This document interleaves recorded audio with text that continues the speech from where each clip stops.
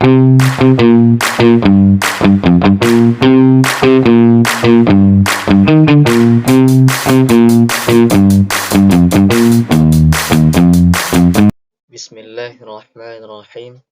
Assalamualaikum warahmatullahi wabarakatuh. Alhamdulillahi rabbil alamin. Wabihi nasta'in ala umurid dunya waddin. Ashhadu an la ilaha illallah wahdahu la syarika lah. Wa ashhadu anna Muhammadan abduhu wa rasuluh. La nabiyya wa rasula ba'da amma ba'd. Terutama dan terutama sekali, marilah kita bersyukur kepada Allah Subhanahu wa taala yang telah melimpahkan segala bentuk nikmatnya kepada kita semua. Mari kita ucapkan syukur kepada Allah dengan melafazkan kalimat Alhamdulillahirabbil alamin. Dan salawat beriringan dengan salam marilah kita sampaikan kepada Allah agar Allah sampaikan kepada Habibnya, yakni Nabi besar Muhammad sallallahu alaihi wasallam. Allahumma salli ala Muhammad wa ala ali Muhammad. Pada kesempatan yang singkat ini, saya Tito Orlando Saputra dengan NIM akhir 19 akan memaparkan kajian tafsir Tarbawi Quran Surat Luqman ayat ke-16 sampai dengan 19. Ayat ini berisi tentang nasihat Luqman kepada anaknya yang mencerminkan pendidikan Islam yang lengkap, mulai dari tauhid, ibadah, akhlak, sosial, dan kesabaran.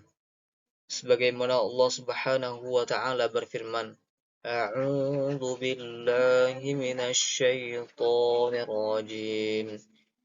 Bismillahirrahmanirrahim.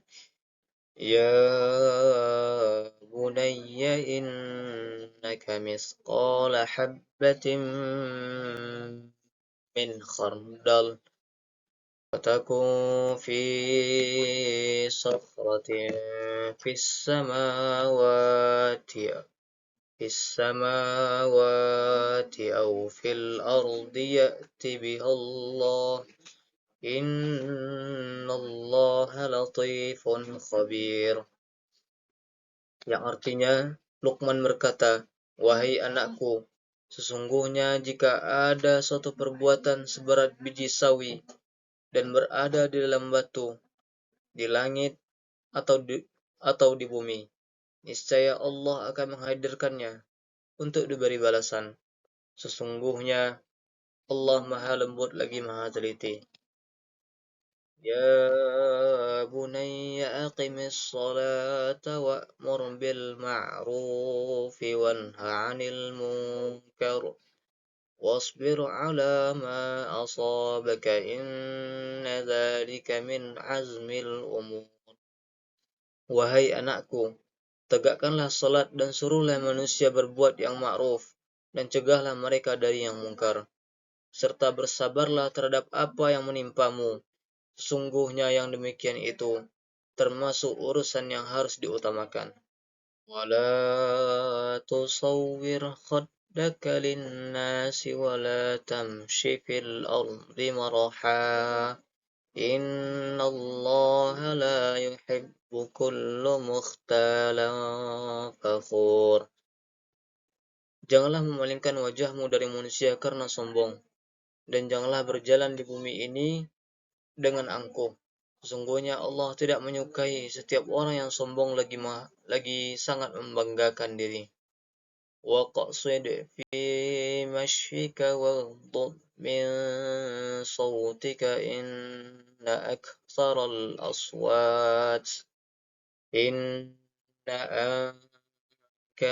aswati la sawtul hamir. Berlakulah wajar dalam berjalan dan lembutkanlah suaramu. Sesungguhnya seburuk-buruk suara ialah suara keledai. Itulah terjemahan Quran Surat Luqman ayat ke-16 sampai dengan 19.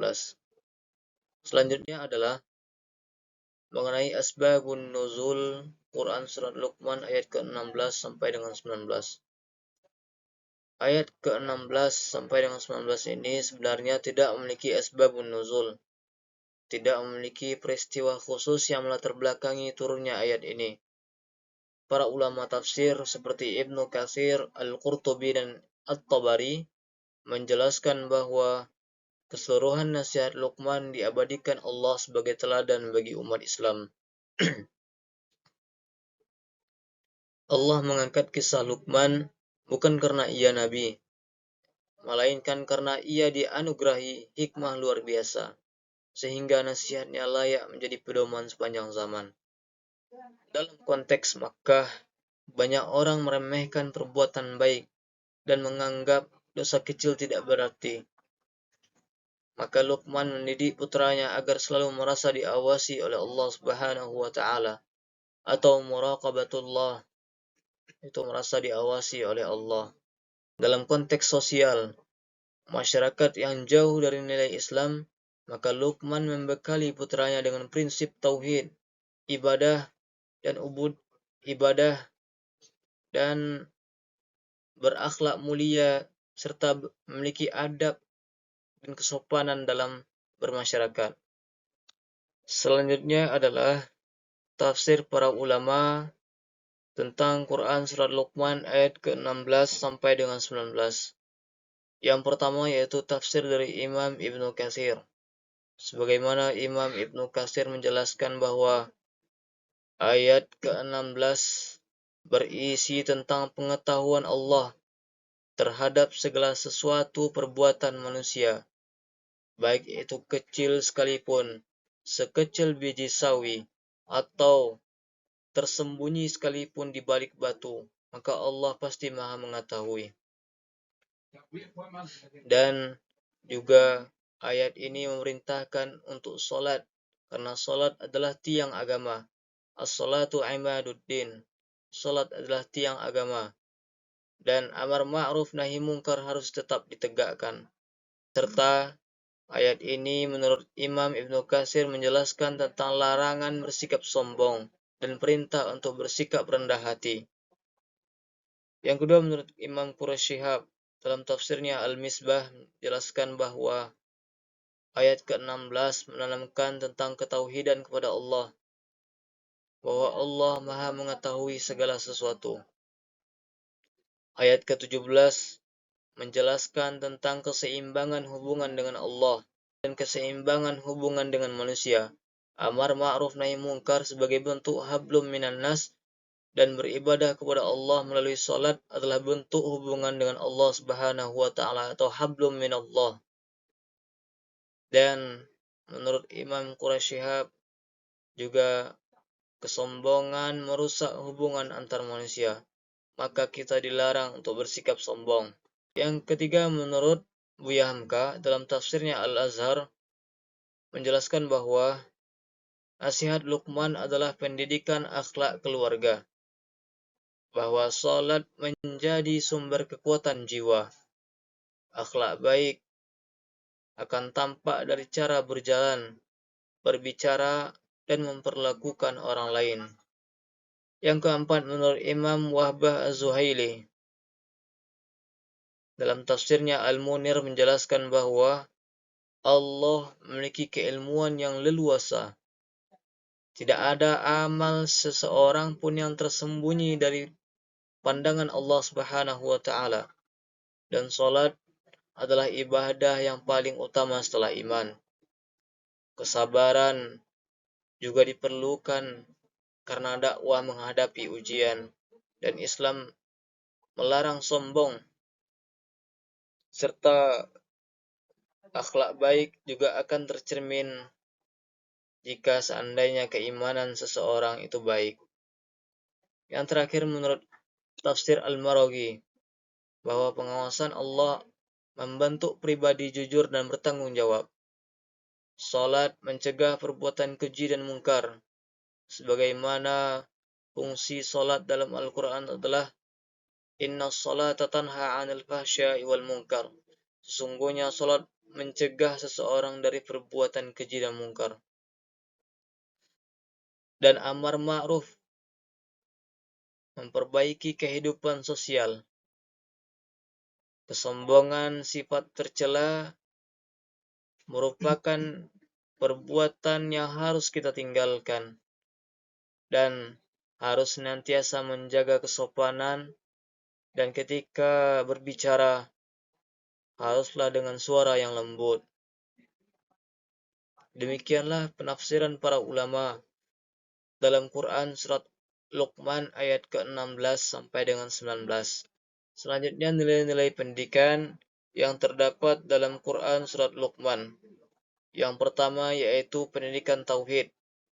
Sebagaimana dalam ayat ke-16 Allah menjelaskan bahwa Allah mengetahui segala sesuatu, baik itu kecil ataupun tersembunyi, ataupun yang ada di langit dan di bumi.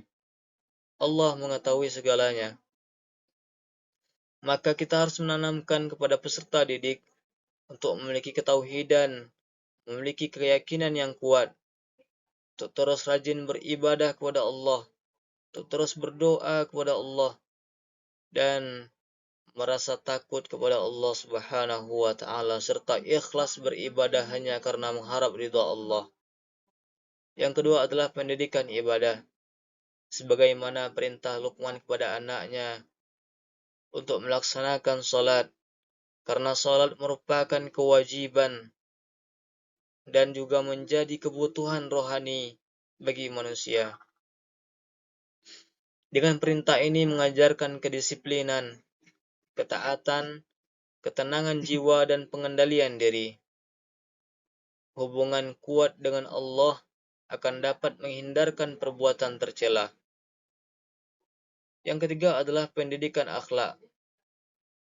Sebagaimana nasihat Luqman kepada anaknya untuk tetap rendah hati, berbicara dengan sopan, dan melarang anaknya untuk bersikap sombong. Akhlak mulia adalah tujuan utama pendidikan Islam, karena orientasi pendidikan Islam adalah untuk membentuk akhlak. Sebagaimana sabda Nabi bahwa beliau diutus untuk menyempurnakan akhlak manusia.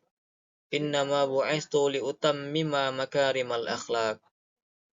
Yang keempat adalah pendidikan sosial. Sebagaimana perintah amar ma'ruf nahi mungkar, itu mengajarkan kepada kita bahwa tanggung jawab terhadap lingkungan itu ada. Jika seandainya kita melihat suatu kemungkaran, maka harus kita cegah, dan kita harus mengajak orang lain kepada jalan kebaikan. Sesama muslim tidak boleh acuh tak acuh pada lingkungan masyarakatnya. Mereka harus saling membantu, harus peduli, dan berani menyampaikan kebenaran dengan lemah lembut dan sopan. Yang kelima adalah pendidikan kesabaran. Kesabaran menghadapi ujian hidup. Tetap kuat, tidak menyerah, mengendalikan emosi, merupakan suatu keharusan bagi seorang muslim. Orang sabar akan lebih tenang mengambil keputusan dan tidak putus asa saat gagal. Dan yang terakhir adalah kesederhanaan dan etika komunikasi. Sebagaimana Allah mengumpamakan seburuk-buruknya suara adalah suara keledai. Itu mengajarkan kepada kita untuk berbicara dengan lemah lembut dan berjalan di atas bumi dengan sederhana. Karena kita sebagai manusia hanyalah makhluk yang lemah, makhluk yang tak berdaya, maka tidak pantas bagi kita untuk bersikap sombong di atas muka bumi ini. Demikianlah kajian tafsir Tarbawi dalam Quran surat Luqman ayat ke-16 sampai dengan 19. Ayat ini mengandung pelajaran pendidikan Islam yang lengkap. Allah Maha mengetahui segala perbuatan, baik itu sekecil apapun, sehingga manusia harus berhati-hati dalam bertindak. Luqman menasihati anaknya mendirikan salat, beramar ma'ruf nahi mungkar, bersabar menghadapi ujian, menjauhi sombong dan bersikap rendah hati, serta berjalan dengan sederhana dan berbicara lembut. Demikianlah, semoga ada manfaatnya bagi kita semua. Akhirul kalam wabillahi taufiq wal hidayah. Assalamualaikum warahmatullahi wabarakatuh.